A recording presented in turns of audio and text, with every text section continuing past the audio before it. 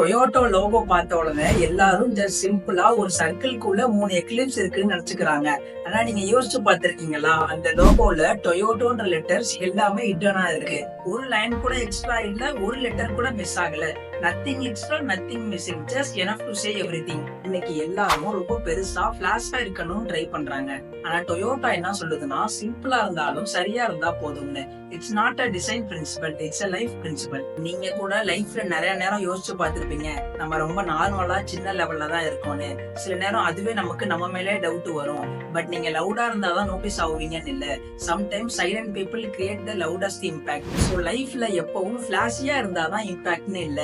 Toyota logo மாதிரி இருந்தா போதும். Nothing more, nothing less. உன் பிரசன்ஸ், உன் வேல்யூ கம்ப்ளீட்டா இருந்தா போதும்.